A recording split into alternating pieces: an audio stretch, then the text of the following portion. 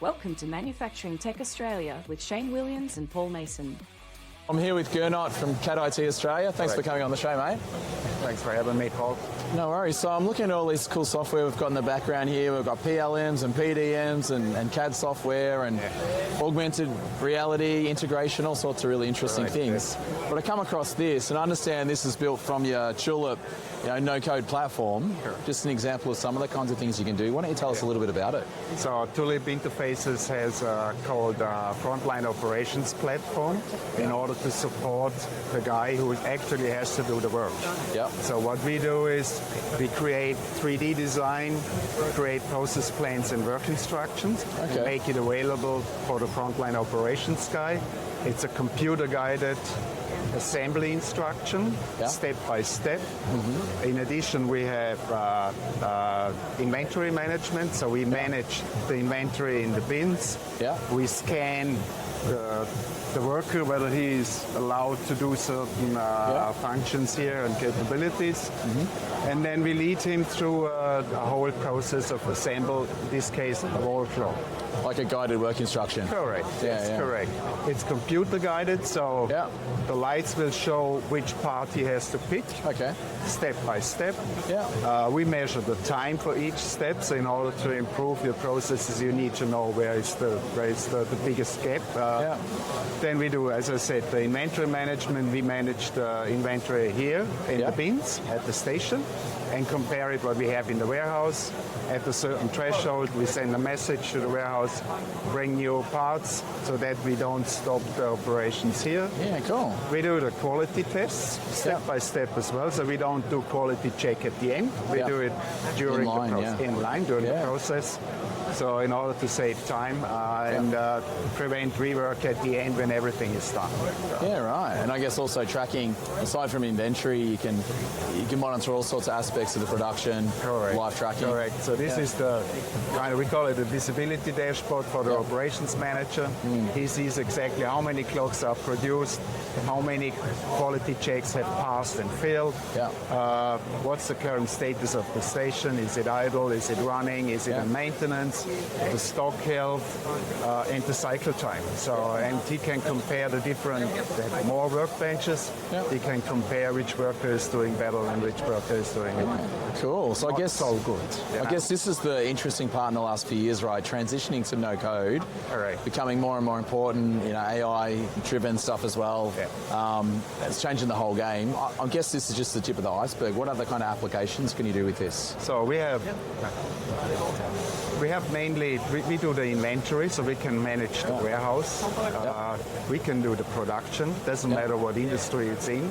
The beauty of the Tulip interfaces is we call it composable MES. So it's actually a manufacturing execution system, but it's composable. So you tell me as a customer, where do I have a challenge? Then we create an app, a work app, in order to support the challenge. Yeah, makes sense. That's how you build up the whole system. Some of the customers, they use it only in quality, some they use it in inventory, start there.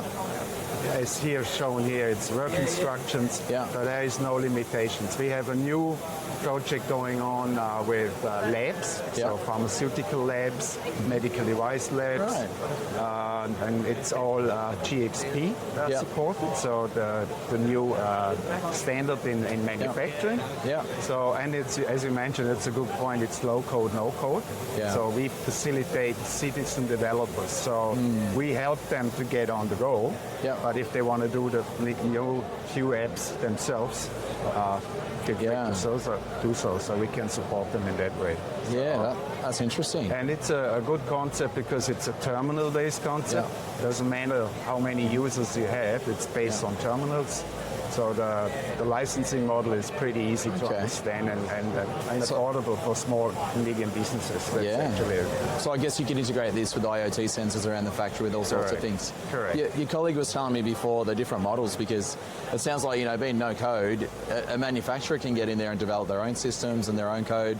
But also, you can train them on how it works. There was 3 models he was telling me about. So one is that you guys will train them how to use it. Correct. One is they will go off and do it themselves, or you can have integrators or yourselves can kind of implement it. So it makes it quite flexible. Yeah, the most of the time when we get involved is integration into other systems. Yeah. So it's easy for a citizen developer to create the apps. It gets a bit more complicated if you link it to an ERP system, for example, or a PLM system. Then you need both sides of the of the package the same and language, the understanding. So we help there, and we have created our own integration, so they are downloadable from the Tulip webpage. Okay. So we help Tulip in order to get more and more integrations in other systems as well.